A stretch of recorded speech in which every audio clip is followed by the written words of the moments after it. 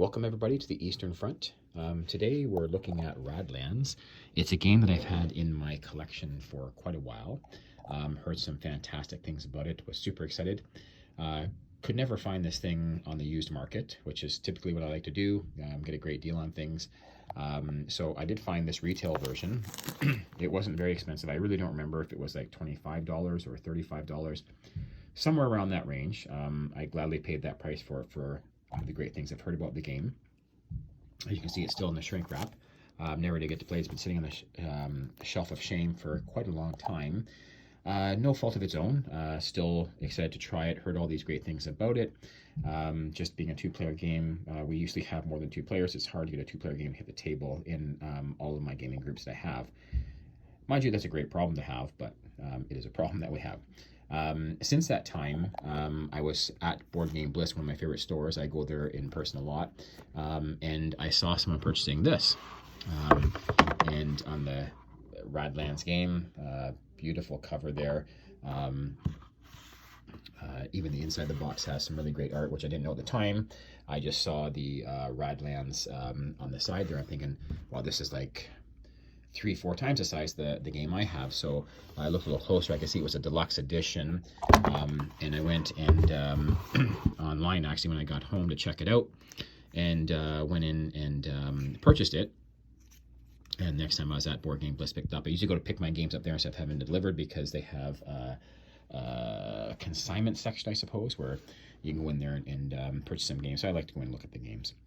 Anyways, here's the cards. I kind of heard that they were more of a plasticky finish, and maybe that's the ones that are inside here that you can kind of bend, and they go back into shape here, but I don't really want to bend these ones. I don't know, they don't really look to me like they will do that, so I don't really want to do so, but I think I'm going to definitely sleeve these cards then, because they're not sort of the plasticky look that I thought were.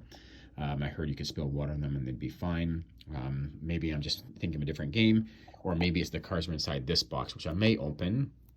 I haven't done so yet, because I think if my brother really likes it, I might give him a copy of that for Christmas or something like that. Not sure. I do have a present for him already, another board game.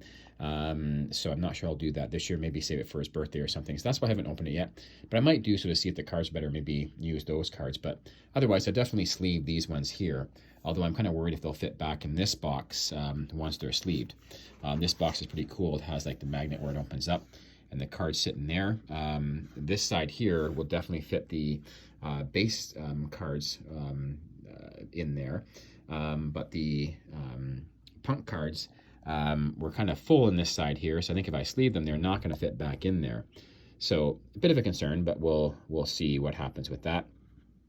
And then the tokens right here, they slide in the middle of that box there.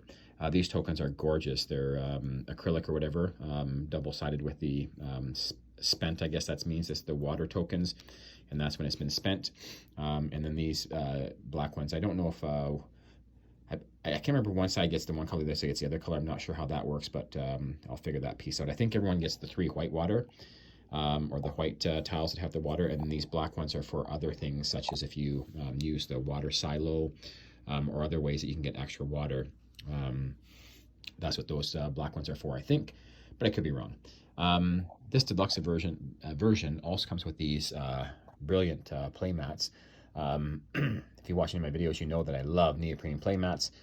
These ones are designed, I guess, to go sort of mirror image, so you have all your stuff on the same side of the board here, and as opposed to having them kind of opposite. They're a mirror image, so pretty cool idea.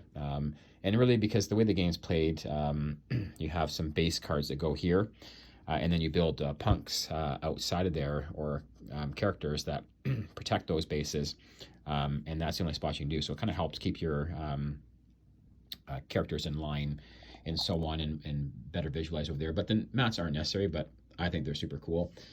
These ones have really nice stitching on the edges there, so really cool. Rule book probably same as the old one, I don't know, because I haven't opened that box yet. And it comes with this tray for your cards. I'm not quite sure. Looks kind of big, so I'm not quite sure what that tray is for, other than the cards going in there, but I'll figure that out at some point. But the main thing is the neoprene mats. So in the end, you pay quite a bit more for these neoprene mats and these acrylic tiles. But realistically, knowing myself, I would go out there and spend quite a bit of money on neoprene mats separately anyways. So I thought, why not get it all inside the box there? And I think that'd be cool. I think it is cool. I'm very happy. Now, this game has recently come off the shelf of shame. I was at TabsCon, the Toronto Area Board Gaming Society convention, which is held quarterly in the city of Toronto, Scarborough actually. And then one of those times, it's called Breakout Con. It's a bigger convention that's downtown Toronto. The other three quarters are in Scarborough, and fantastic. I've never been to Breakout Con, although I'm going this year. I've already purchased my ticket for the Saturday. It's in March. Not sure the exact date off the top of my head, but it's in March. I go to every TabsCon regular one, but it's my first time going to a Breakout Con, so I'm excited about that. Anyways, getting back on topic here at TabsCon, I was there early as usual, and then some of my friends were going to be late getting there, unfortunately. So I was just sitting around waiting, no big deal, not concerned about that. But I ran into a gentleman named Luke, and he was waiting for his friends to show up to do some gaming. And we both had some games with us, and he asked if I wanted to play Radlands, and I said absolutely, I'd love to play that game. It's something I've wanted to play for a long time. So although it wasn't my copy we played, this got off the shelf of shame very recently. And actually tomorrow have some gaming friends coming over, and we're starting at 11, but one of the guys is going to come over earlier, and this is one of the games that we're going to play.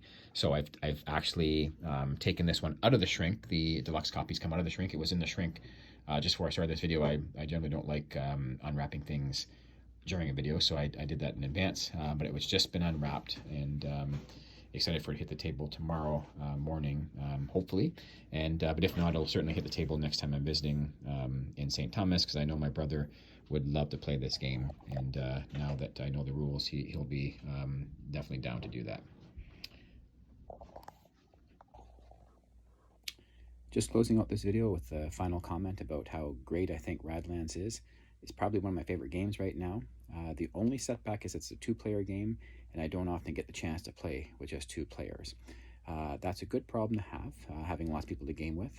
I do have the small version as well, which I originally bought, so I could have two games going at the same time. And we did have an idea of sort of like Magic the Gathering, why not have four people playing, and you can use your powers on either person's playmat. Haven't had a chance to try that yet, but maybe we will in the future. But anyways, great game. I had a lot of hype about this game going into it, and it lived up to the hype big time in my opinion. So if you're thinking of getting the game Radlands, I would absolutely go for it. I don't think you could play it solo. I'm not sure if there is a solo mode, but I'm not sure it'd be any fun playing solo. But anyways, two players, it's fantastic. Really, really love the game. And maybe if you had two copies, you could actually have four people playing at the same time, and like Magic the Gathering, choose who you're going to use the powers or whatever from your cards on, and do it that way. That probably is possible. We haven't tried it yet, but it's an idea that we've had that we might actually do. Anyways, fantastic game. Love Radlands. One of my favorite games already, even though I've only played it 4 times.